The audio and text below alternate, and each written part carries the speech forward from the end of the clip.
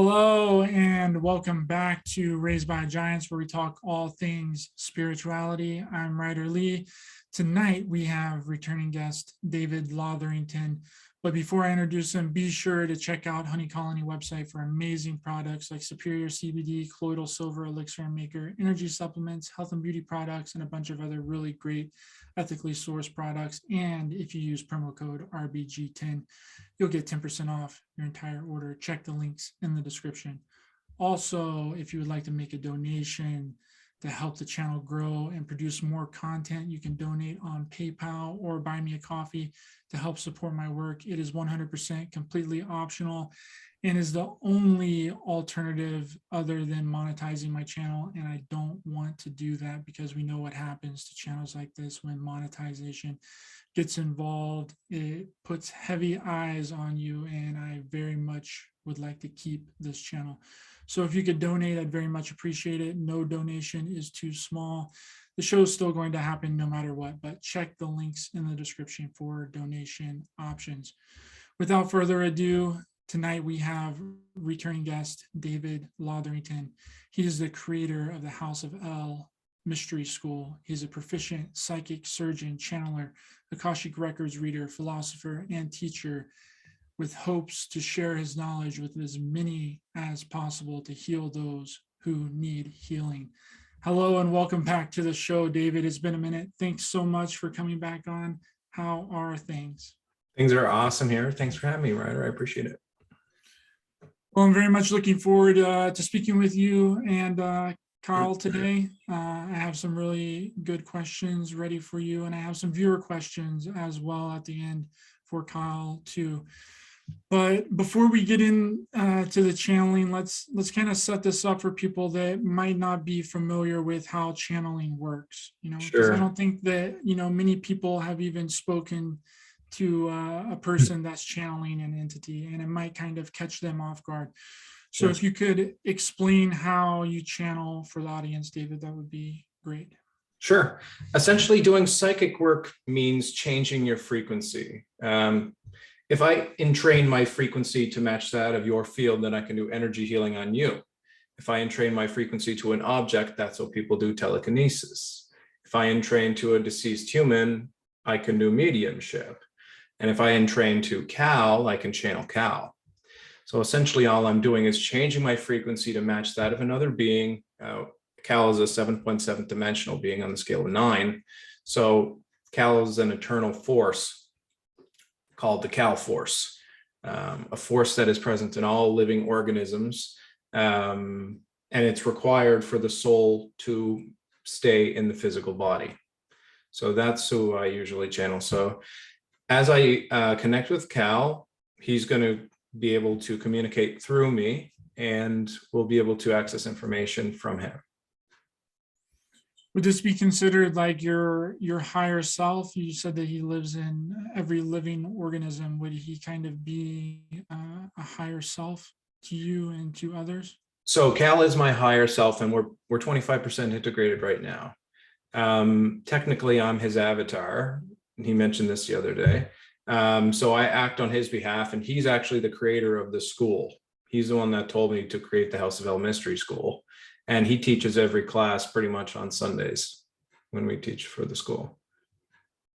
What is the House of El Mystery School? What do you do there? Well, it started as me teaching people on a 3-month mentorship program. Like the first month is all healing, and then it's psychic development, protection, and learning and growing, learning about all the clairs, etc., and how to do psychic things essentially. And it's now 20 people.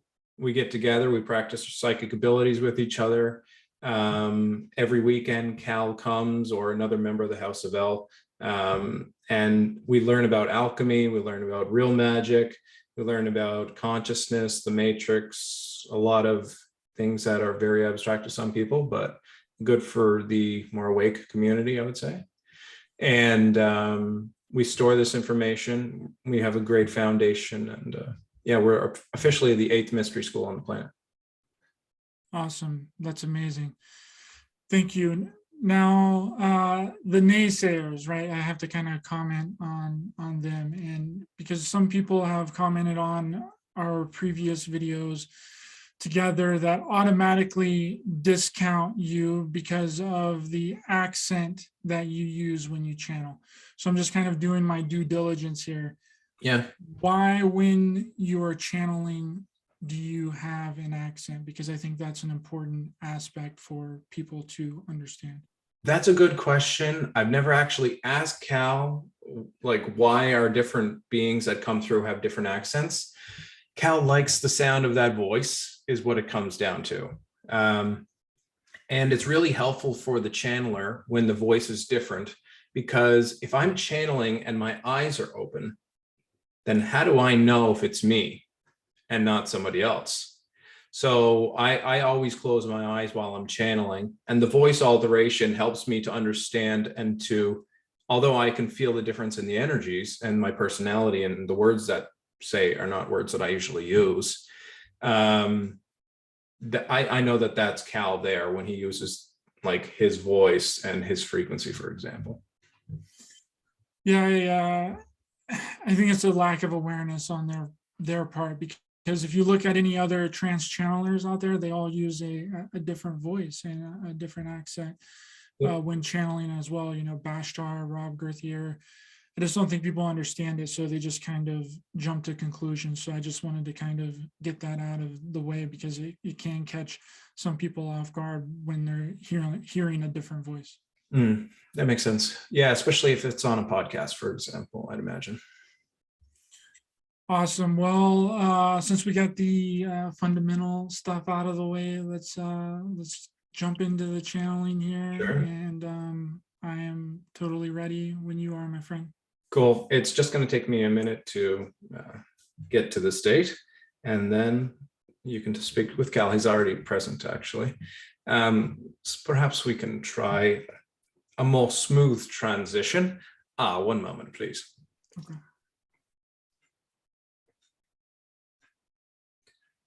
Very well. Greetings. We are Kal.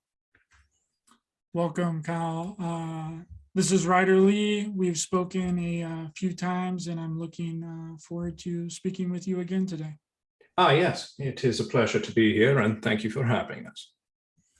I'm sure David has made you aware of what we're doing here this evening, that you are on a internet show on YouTube that I'm going to be asking you some questions on. Yes. Cool.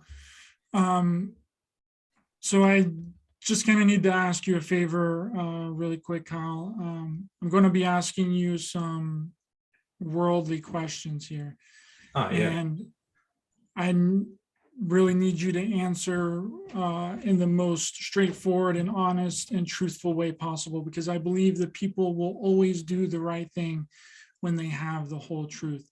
And that is my mission. And I try and not sugarcoat anything, because I don't think it's fair to the people that are listening. And I know David tends to put a positive spin on some things to be more uplifting. And I understand that 100%. But some things aren't positive and uplifting. And that's just the way that it is. That is true. And we're going to get into some of that with the questions that I have for you today. So that's just my request for you, Kal. Are you okay with that? Well, from Kal's perspective, we see things from an omnidirectional, in an omnidirectional way, we would say, but we will do our very best to give it as clean and as forward as possible. Awesome. Thank you so much. I appreciate that. So my first question here is a spiritual question, and that question is about polarity and duality, and how they both have to exist in this reality in order for the 3D physical plane to exist and function like the way that it is. If it's all love and light, rainbows, fairy tales here, then we wouldn't be in a 3D physical body. Am I correct in saying this, that this reality me and David are in right now is based and rooted in polarity and duality? Absolutely. There are Some differences in higher dimensions where duality is not as apparent as it is in lower dimensions, like the first or second or perhaps the third dimension. So yes, that would be correct.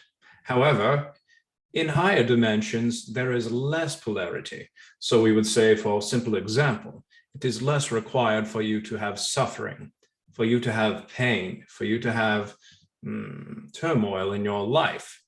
Although lessons are extracted from such circumstances of life, they are not required to be experienced. They are required to be experienced here in this current 3D reality that we exist in, though, right? That is correct, yes. So if the duality and polarity has to exist here, and we need the pain and the suffering to sustain it, and this is a loaded question and it's a big question, how do we move forward and grow collectively? How do we advance as a collective species here on the planet if suffering and pain is always required to a certain degree? We believe the answer to that would be together. Many of you are suffering. Many of you are individualistic, and you believe that you are the only one going through those particular circumstances of your life that may be of a more negative perspective. But what we would say is, if you only knew how many others were going through the same circumstance of life, then you would not be alone. That is the purpose of telepathy, to unify the collective consciousness of humanity so that you are equally aware of the intent and the emotions of other individuals that you are coalescing with in your everyday life. What does that collective unification look like, though? Because I think that people have a very skewed perception of what a collective unification would look like on the planet. They think that we're going to get this this kind of surveillance state that's infiltrated with AI, this new world order kind of agenda. And I know that there is a better way, because I know different species on other planets have done the same things, and those things are not involved in it. So what does that look like?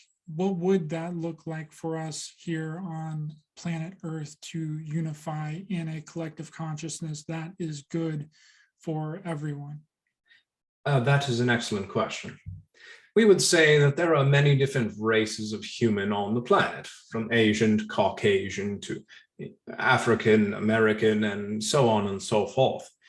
Each of them identify as being different from one another, although you are all human.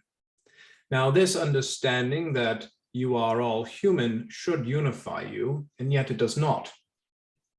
Currently, people on the planet are divided, even within families. Many of the viewers may be separate from their mother or their father, or perhaps their sisters or brothers or other siblings. And so one does not necessarily even know what a proper family should be like, let alone getting along with one's neighbors, letting alone getting along with one's town or perhaps city or perhaps metropolis. So before one can see what it is like to have a greater understanding, one must be able to get along with those most immediate family members and then extend that outwardly. Now, you asked previously, what would the world be like, essentially, if we were more aware of our collective consciousness, one might say. And we would recommend that the government is responsible for bringing the communities together, to allowing them to understand that they are a part of a greater whole, working towards one greater unification of life, and understanding that each of you are very similar in nature, but located in different areas and having different facial structures, for example. A unified world is a world where humans see other humans in pain, and instead of walking by them, they help them. And this essentially addresses the fact of the latter, we would say, for conversation. Let us explain, we are having a vocabulary issue. The lowest rung on the ladder is often the weakest for expression, or perhaps the weakest link in the chain is better.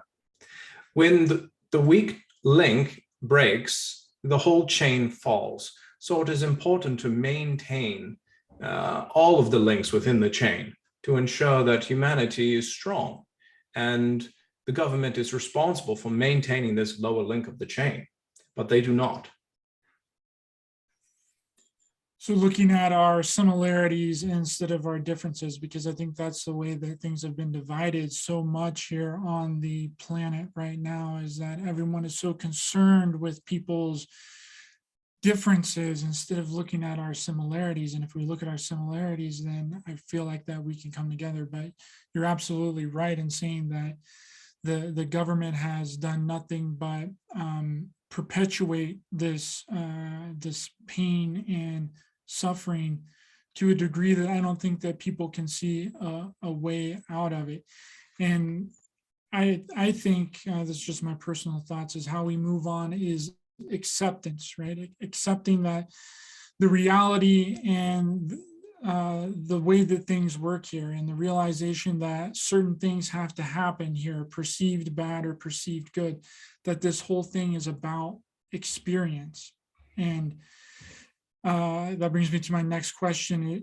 Is it true, Kyle, that this whole reality can be summed up to just that, to experience, right? Just wanting to have the experience. I mean, other beings come in from the universe here to just experience being in a 3D physical body, right? That is correct.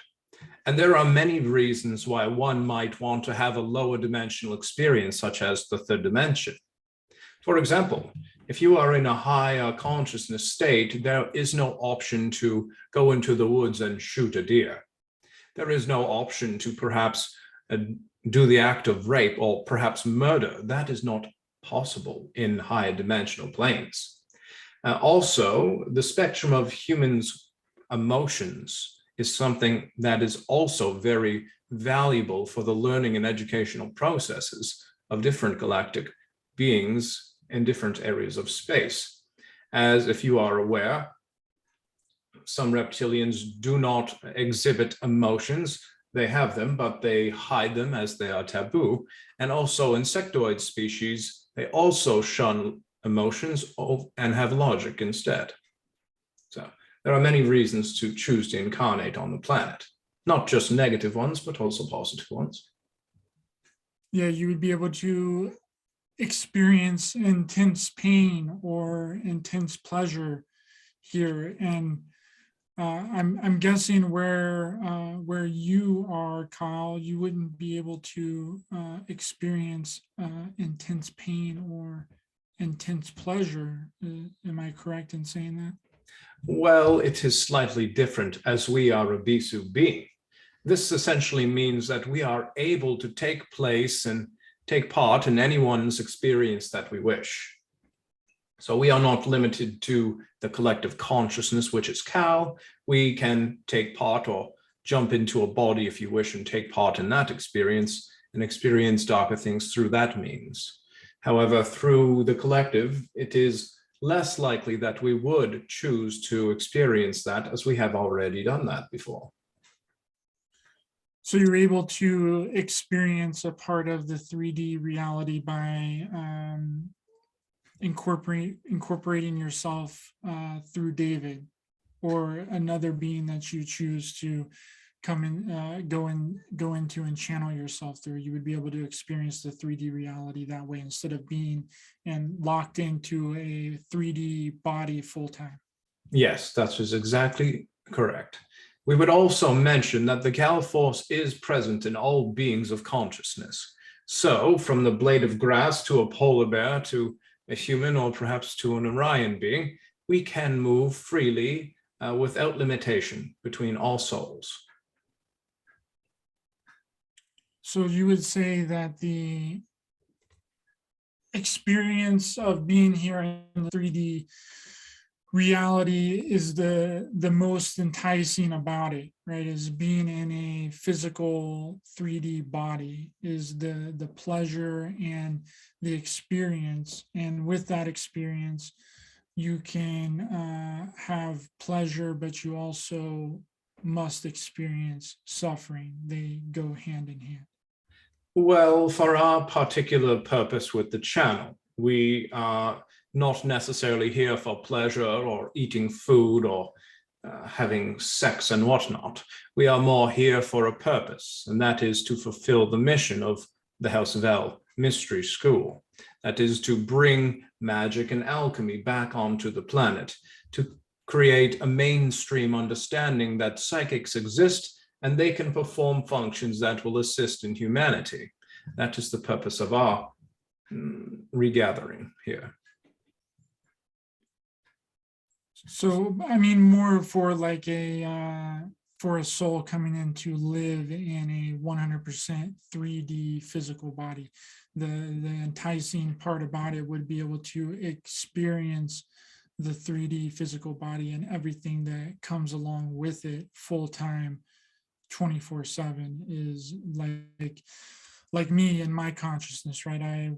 The most enticing part about it would have been for me in the beginning is to come here and to have the 3D physical experience, to experience all the things that the 3D reality offers, and that offers a wide spectrum of things, and I think that a lot of it's our perception and our perspective, and we're locked into this 3D construct so deep that we perceive things to be bad when they're not necessarily bad.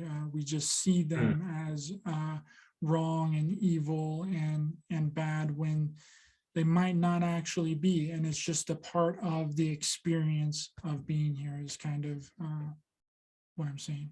That is correct.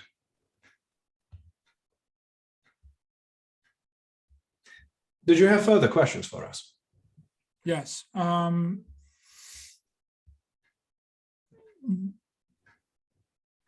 guess the consequences, right? The consequences of being in a 3D body. What are some of the consequences of choosing to come here and live a life? Because that's the way that I believe the reality works, is there's always consequences to our actions.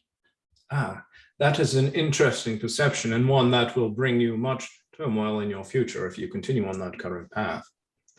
But we would say that the consequences of incarnating as a human, to give it a more neutral spin-off, or direct, if you wish, you are the masters of limitation, which means that you essentially are gods in these containers, but you set the rule as a god that I am not allowed to remember everything I know from all of my lives.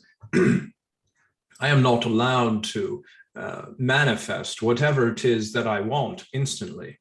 I am not permitted to know everything in a moment. I will shrink myself down into a small amount of energy, and I will call that my soul in a human body. And because I am limited, I am allowed to play the game at equal measure to everyone else in this game. So that is what it is to be human, is to be limited. That makes 100% sense. And you brought up past lives in there. How important are past lives in this equation of being here in a 3D physical body? Is it important for us to remember our past lives?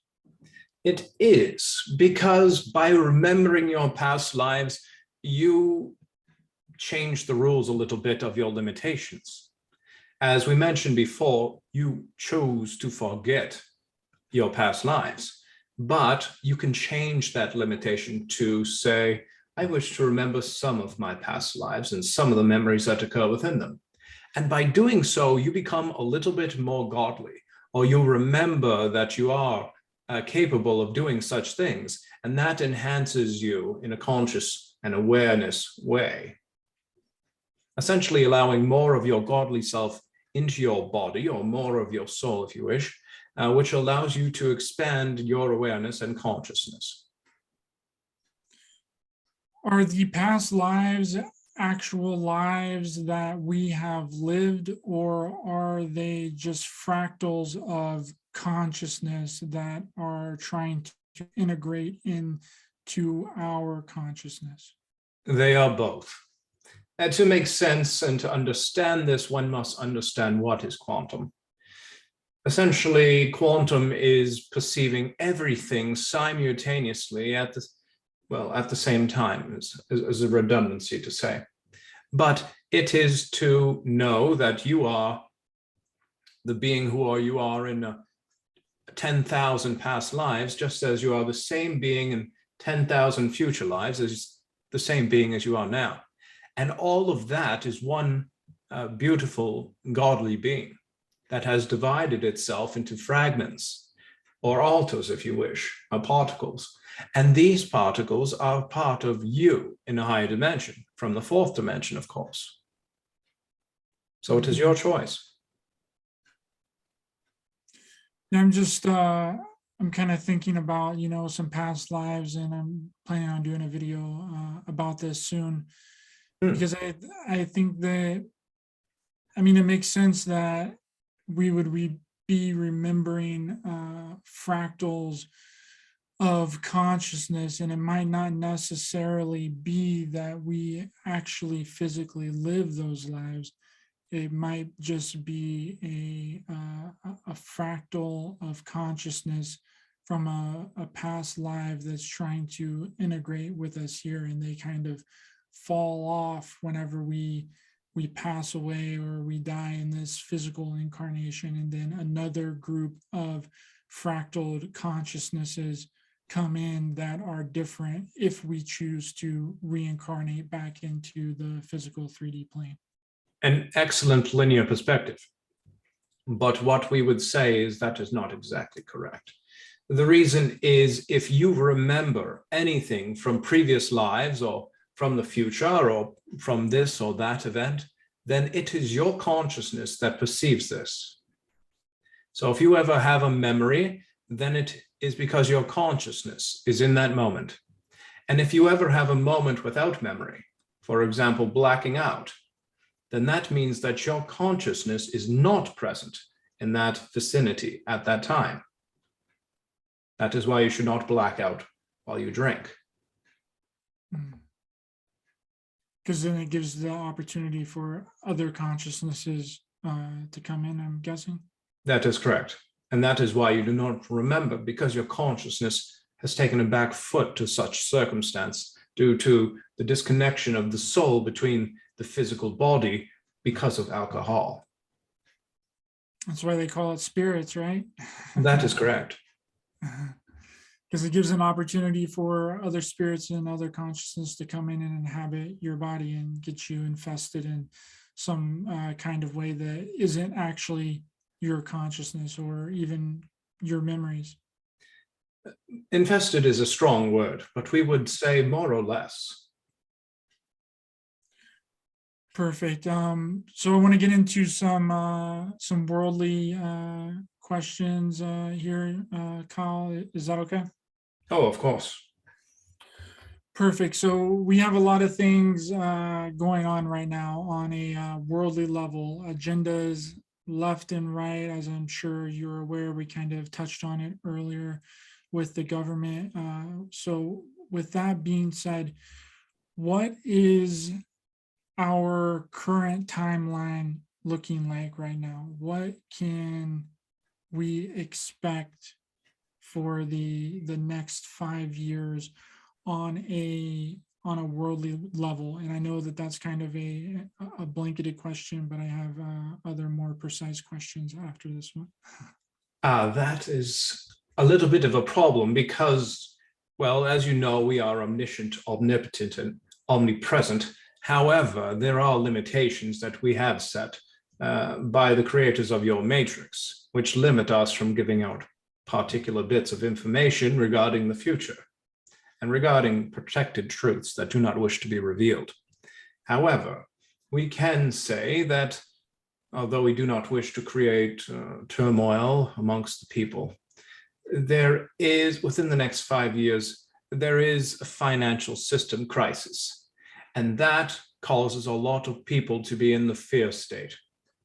The fear state causes a lot of people to do things that are not respectful to other individuals, marauding, as you know, and things of this nature.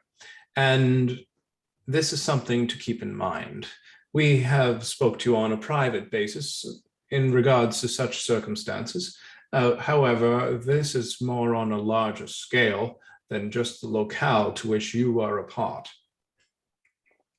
Yes, that is that's the way that I see it, Kyle. That everything has to crumble. It has to all come down like a house of cards, right? We can't take a broken system into a new system, either way that we go, whether that system is good for everyone or if the system is bad for everyone.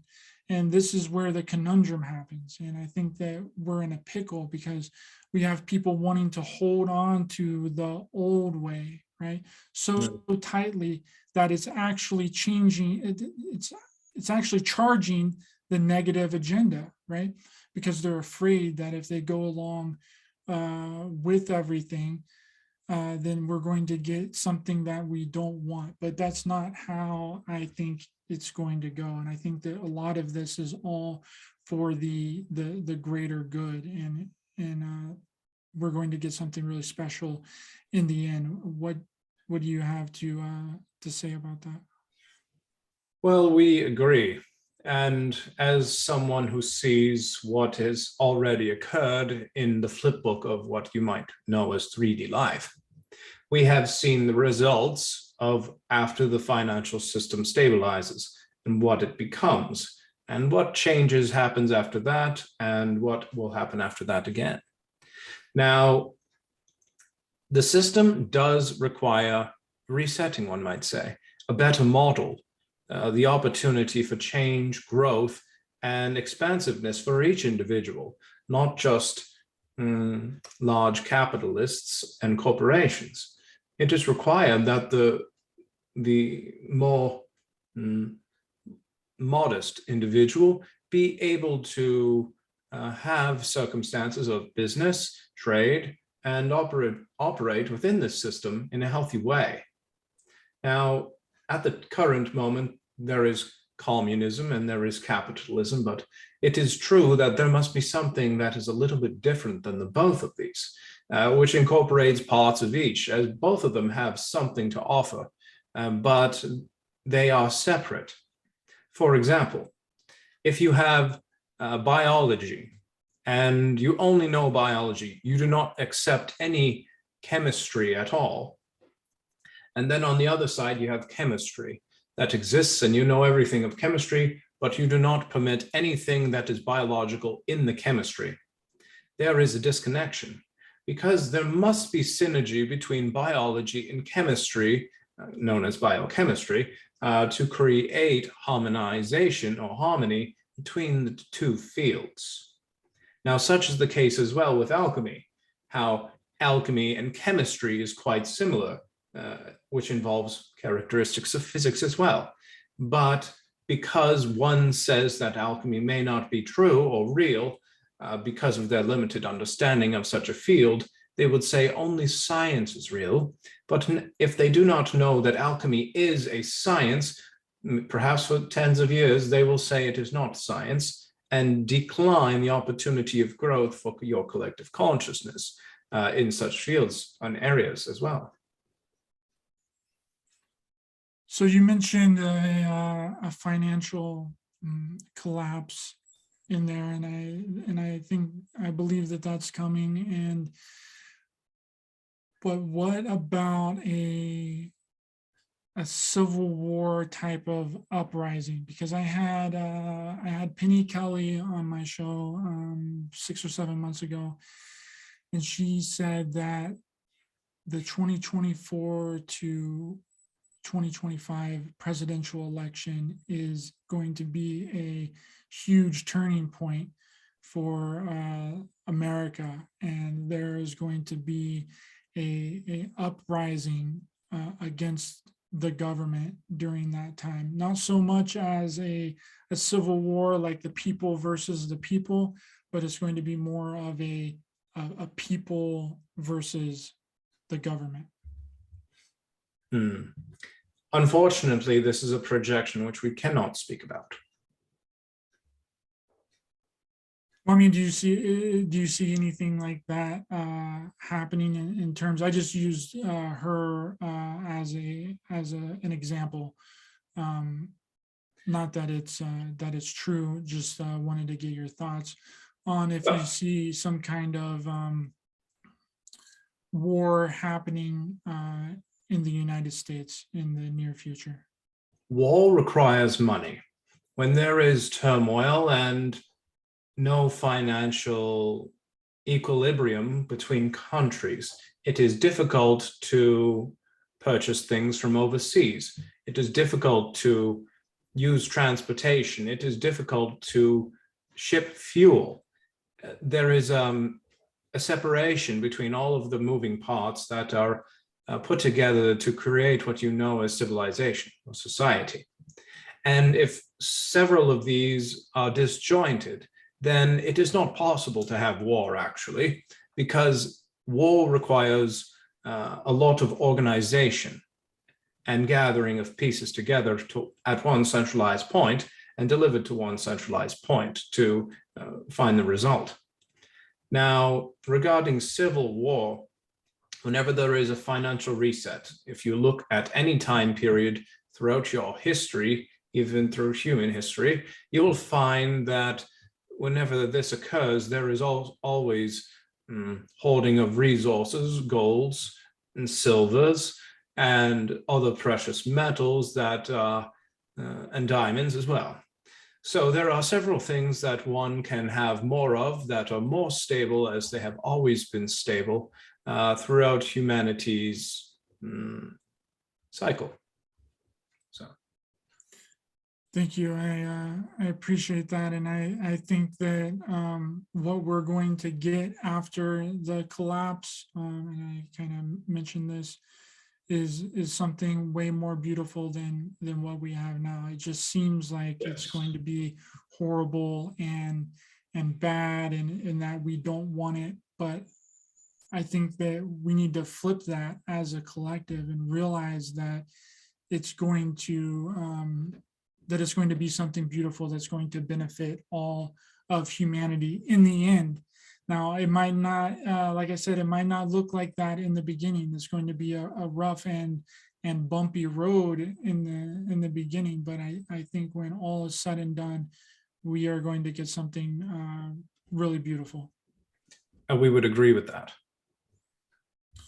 So I have a few viewer questions I'd like to ask you, Kal, that before I let you go. Is that okay? Of course. Allow us a moment to get a drink of water. Perfect. One moment, please.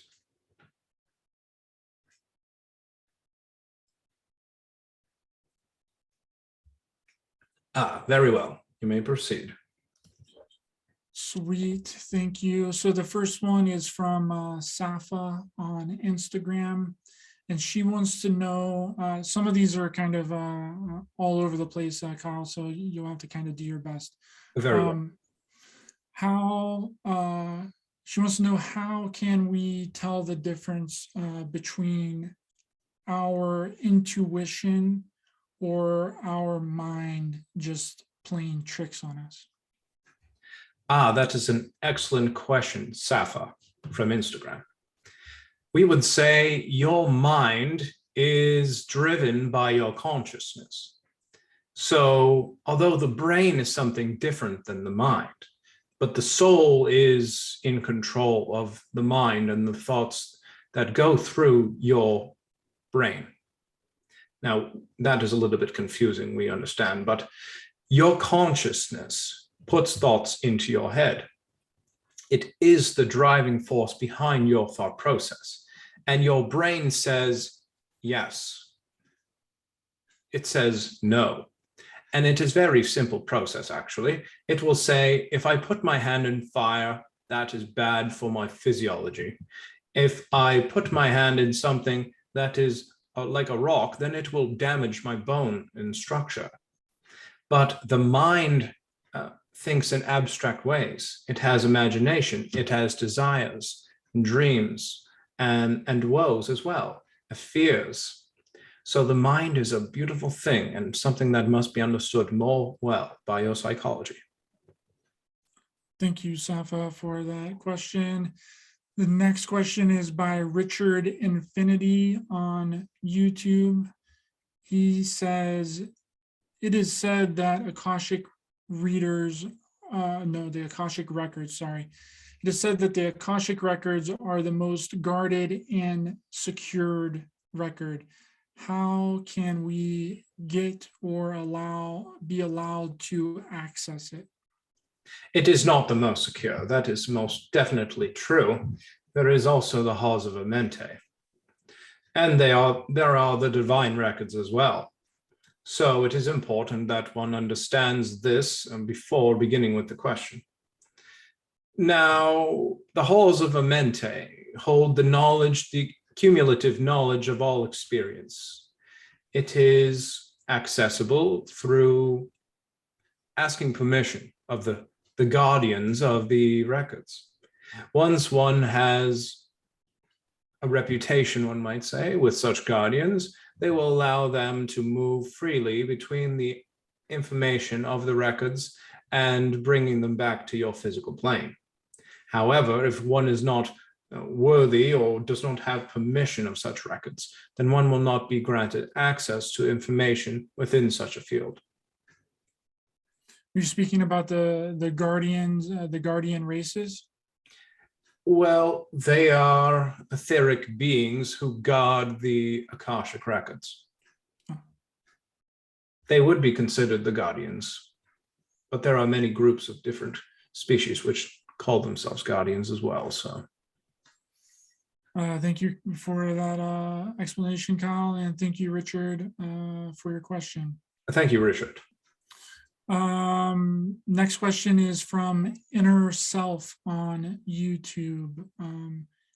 They want to understand the concept of the illusion.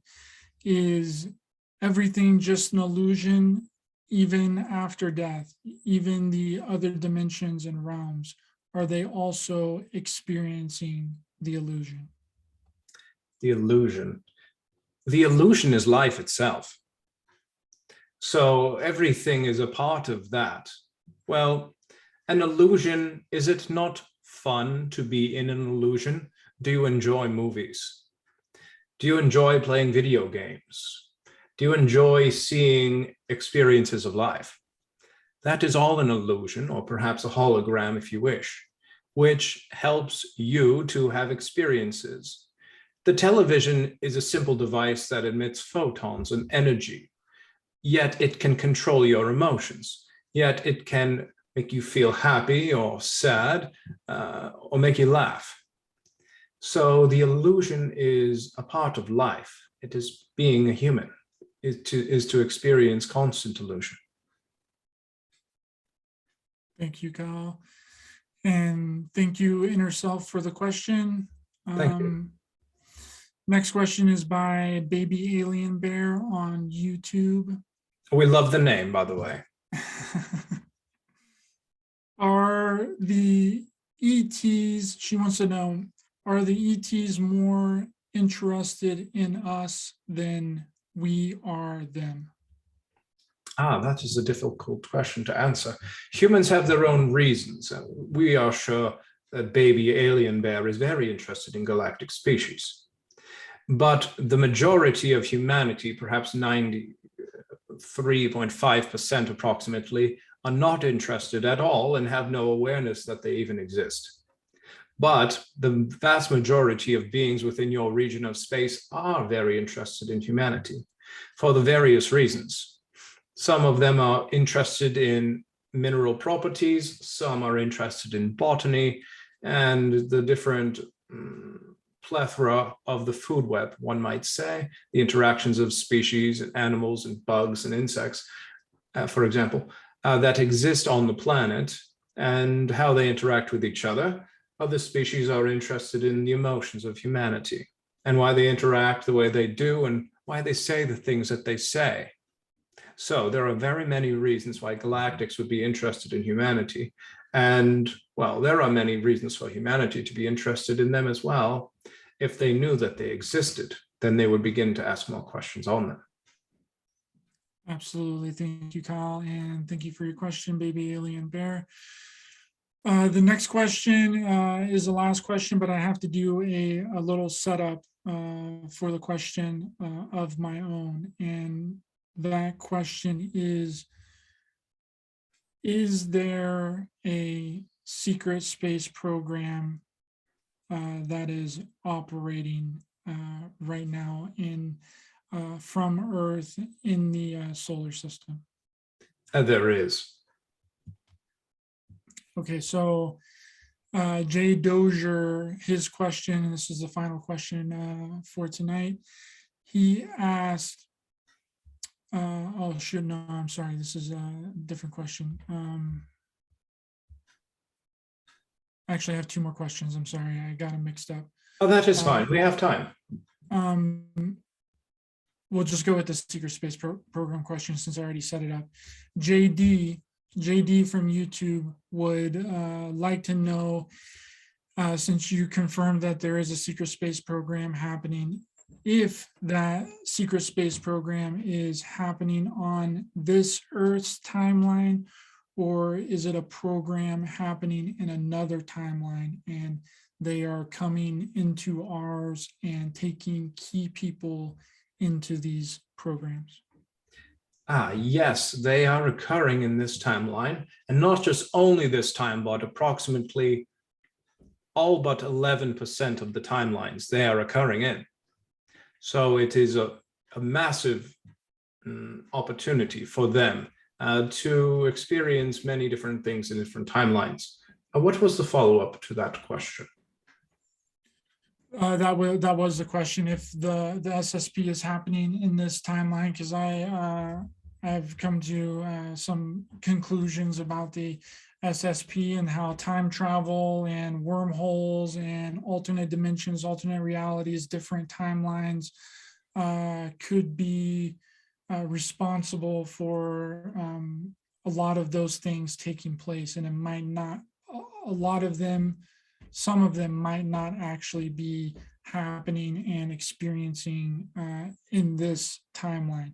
It can be happening in a different timeline via wormhole technology, like at Montauk. They open up an artificial portal, throw your consciousness through that portal. You live out that 20 and back program or the 60 and back program, and then you come back into this physical body. It is a much easier way to shift timelines than the requirement of wormholes. We would say that to shift timelines, one can do that merely by changing their frequency, which can be easily done. And we would recommend that each of you say Kal's mantra, which would help you to be on your ideal timeline. And over a period of time, if you choose to use such a mantra, then you will find your life continues to improve. However, this may take a month or perhaps a month and a half for you to stabilize your consciousness in one timeline that is most ideal for yourself. So, would you like to hear it? Yes. I am living in my highest reality that serves my highest and greatest good every day from here forward.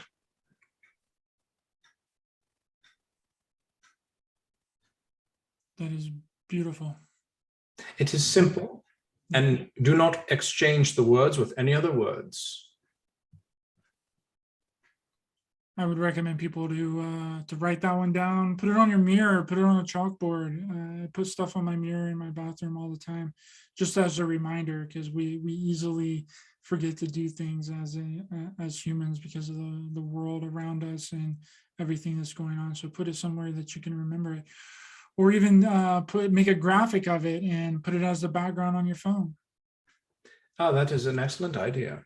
Because how often does one look at their phones? Perhaps 4 hours a day, perhaps 2 hours a day. And this is a large majority of time in your life. You have perhaps 22 more hours that you can do other things. But if you spend 2 hours on your phone, then that is a large chunk of time, we think. I agree 100%, and it can be used way more efficiently than the way that we're using it now. So I do have one more question from a viewer. I accidentally skipped over it there, and it is from Jay Dozier on YouTube. And this is the last and final question. He asked, are there actual arcs activating around the planet? And he's referring to arc ships. Ah, Yeah, are they positioning around the planet for some kind of reconnaissance of beings on the planet in case something happens to the planet?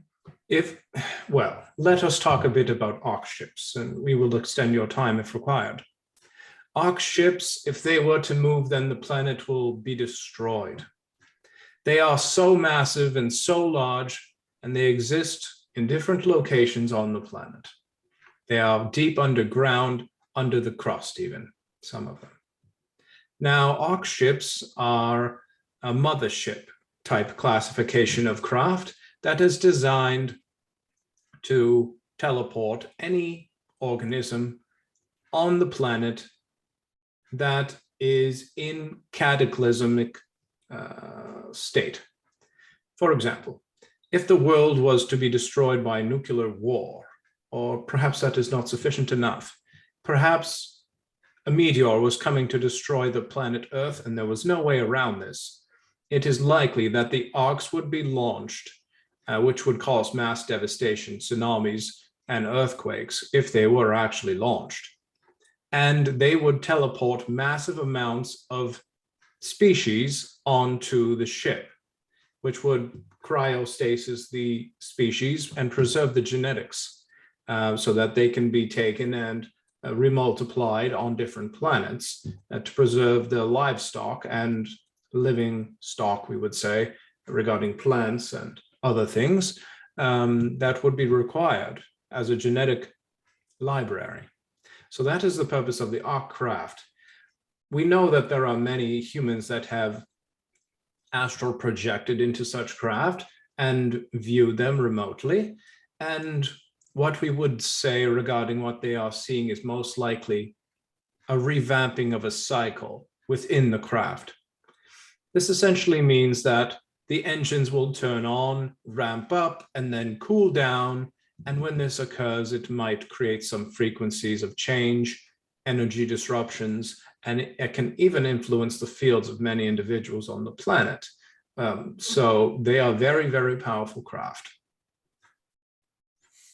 Yeah, that was the next part of his question was, is it more just the positioning of the Milky Way in the solar system, like in a cycle, in like a 25,000 year cycle with, every planet kind of having activity at the moment, or are we just at the next cycle point? It is merely a cycle that occurs every few thousand years. So it's not a long 25,000 year cycle, because I've seen that we're coming up on a bunch of different culminations of a bunch of different cycles, but this one that you're specifically talking about is a once every couple of thousand year cycle. Then. Yes, we are just referring to the refreshing of the arc systems. And that happens every couple of thousand years into a new age? Approximately every 2,500 years, yes. Interesting. Well, thank you so much, Kyle. That's all the questions that I have here today. Is there anything else that you would like to mention that that did not get mentioned that you would like to let everyone know? Well, we would like to say thank you to the YouTube viewers. Thank you for the people that may be listening to such a podcast. And thank you for the Instagram people that have sent us questions. We love to answer questions. We believe that more questions should be asked and the world should have more knowledge spread upon it. And we will do what we can to help each of you if you would allow us permission to help you. If you wish to educate yourself further, do not, well, there are many places that provide information, but what information is true is the question you must ask yourself. If you wish for truth, perseverance, and integrity, you may look towards the mentorship program that the channel offers. And this will help you truly with your life, whether it is to change your perspective, to change your how you perceive your life in a different way to say, and to activate different things in you that were once lost, or perhaps you had as a child, but have lost. It is time now to make change in your life, and it is important to move forward with growth. And we will be here when you are ready. Goodbye for now. Thank you so much for coming through and speaking with me today. I really appreciate you. Look forward to speaking to you next time. It is our pleasure, Ryder Lee, and thank you for having us on your program. Goodbye for now. We will return the channel. Goodbye. Thank you.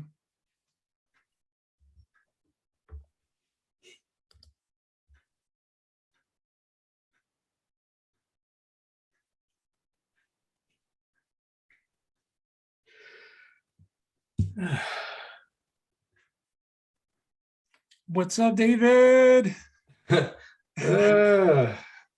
Okay, I'm back. Awesome. Thank you. That was amazing. I really enjoyed it. Thank you. Thank you so much for coming on.